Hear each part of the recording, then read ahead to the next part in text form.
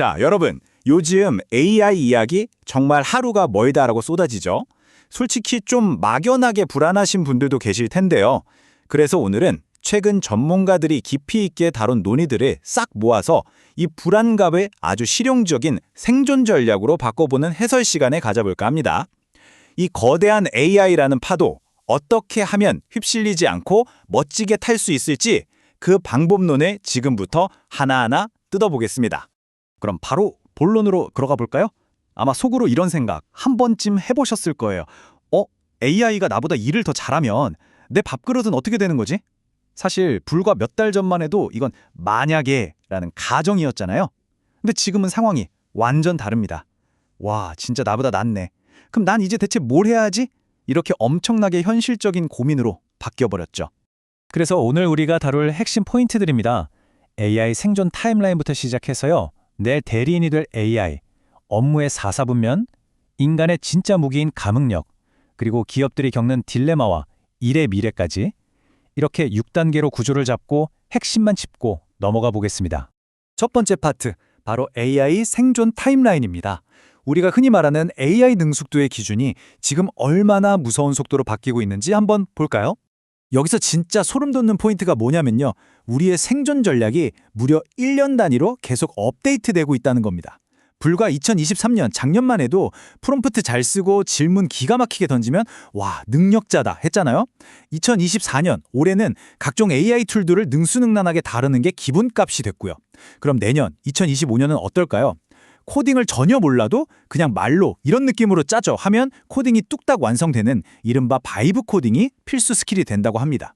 그리고 2026년쯤 되면요. 나를 위해 일하는 수많은 AI 에이전트들을 동시에 쫙 깔아놓고 지휘하는 사람이 결국 살아남는다는 거죠. 한마디로 우리가 맞춰야 할 관역이 계속 그것도 엄청 빨리 움직이고 있다는 뜻입니다.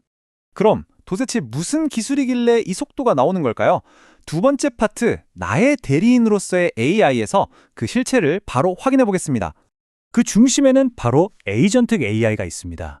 이게 단순하게 우리가 묻는 말에 대답만 해주는 챗봇이 아니에요. 나를 완전히 대신해서 행동하고 심지어 다른 AI들까지 지가 알아서 관리하는 말 그대로 내 대리인입니다.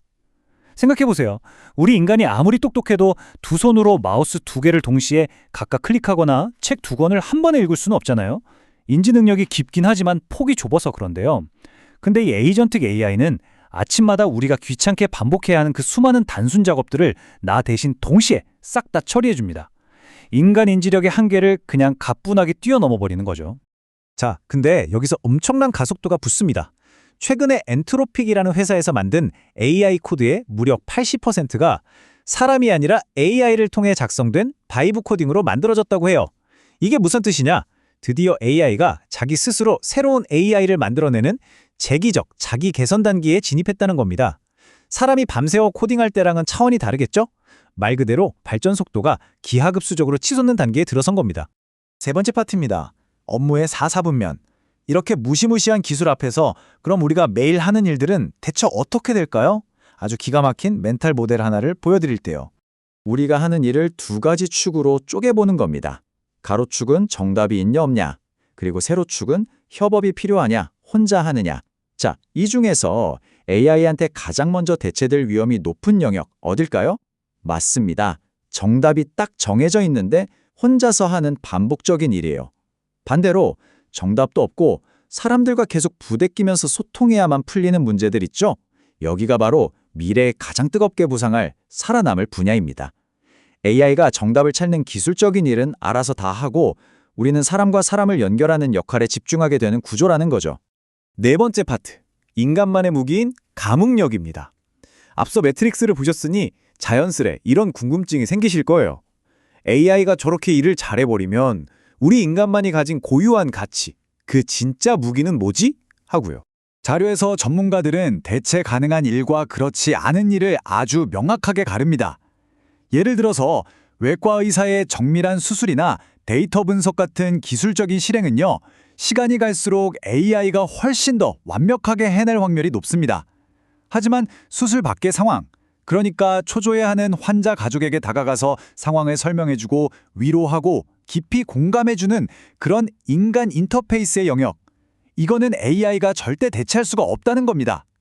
결국 여기서 가장 중요한 키워드가 바로 감흥력입니다. 감흥력이라는 게 단순히 슬프시겠네요 하고 머리로 이해하는 걸 넘어서요.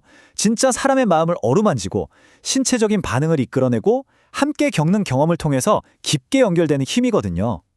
이건 사람이 오랜 시간 쌓아온 경험 그리고 서로 맞닿을 수 있는 물리적인 신체가 있어야만 나오는 겁니다. AI가 아무리 똑똑하고 말을 잘해도 절대 흉내낼 수 없는 우리가 앞으로 무조건 키워야 할 가장 인간다운 능력인 거죠. 5번째 파트, 기업들의 AI 딜레마입니다. 시선을 조금 돌려서 이 거대한 기술들이 실제 회사 사무실에 떨어졌을 때 지금 어떤 치열한 갈등이 벌어지고 있는지 한번 들여다보겠습니다. 소스 자료에 등장하는 한 전문가의 말이 아주 뼈를 때립니다. 지금 꽤 많은 회사들이 보안 문제 때문에 직원들의 AI 툴 사용을 아예 싹 다 막아버리잖아요. 근데 이게 마치 교통사고를 막겠다고 사람들 운전면허증을 다 뺏어버리는 거랑 똑같다는 거예요. 물론 사고야 맞겠지만 자동차를 타면서 얻는 그 엄청난 속도와 효율성도 전부 포기하는 거잖아요. 한마디로 너무 게으른 접근 방식이라는 일침이죠. 게다가 진짜 문제는 직원들 사이에서도 난리가 난다는 겁니다. 한 예로 어떤 막내 직원이 자기 개인 돈이랑 시간을 갈아 넣어서 업무 효율을 미친 듯이 높여주는 프로프트를 만들었어요. 근데 이걸 회사랑 공유를 안 하는 겁니다. 왜 그럴까요? 공유해봤자 돌아오는 보상 체계가 없거든요. 명확한 규칙이나 보상이 없으면 직원들 입장에서는 이 똑똑한 AI를 내 동료나 도구로 보는 게 아니라 내 밥그릇 뺏을 경쟁자로 보게 됩니다. 생존의 위협을 느끼니까 내가 없어도 회사가 잘 굴러가는 상황을 막기 위해 의도적으로 AI 프로젝트를 망치려고 할 수도 있습니다. 그래서 투명하게 일자리를 보장해주고 명확한 가이드를 주는 경영진의 AI 리더십이 그 어느 때보다 중요해진 겁니다. 마지막 6번째 파트, 일의 미래 재정의입니다. 자, 이제 시야를 저 멀리 앞으로 다가올 몇십 년 후로 쫙 넓혀보겠습니다. 이거 가만히 생각해보면 되게 재밌습니다. 만약에 중세 시대 사람이 지금 제가 마이크 앞에서 이렇게 열띠게 해설하고 있는 걸 본다면 이걸 노동이라고 생각할까요? 아마 그냥 혼자 재밌게 놀고 있다고 생각할지도 몰라요. 시대가 변하면 일의 기준도 항상 변해왔습니다. 미래에는요, 지금 우리가 끙끙대는 엑셀 정리나 단순 반복 업무는 싹 사라지겠죠. 대신 다 같이 앉아서 명상을 한다거나 누군가의 이야기를 깊이 들어주고 공감해주는 것, 사람과 사람을 연결해주는 일들이 가장 가치 있는 새로운 형태의 업무로 대우받게 될 겁니다.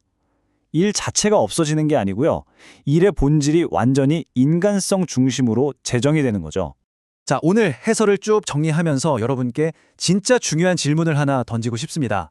앞으로 AI가 나의 완벽한 대리인이 되어서 그 귀찮게 기술적인 일들을 다 알아서 해주는 시대가 올 겁니다. 그렇다면 당신은 당신만이 가진 대체 불가능한 인간적 가치를 어떻게 재정의 하시겠습니까? 이제 AI를 두려워하기보다는 내 안에 숨어있던 진짜 인간다운 무기들을 꺼내서 더 신나게 써먹어 볼 때가 온 것 같습니다.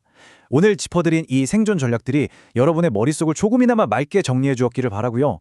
저는 다음번에도 흥미진진한 내용의 해설로 다시 찾아오겠습니다. 계속해서 배우고 계속해서 연결되세요.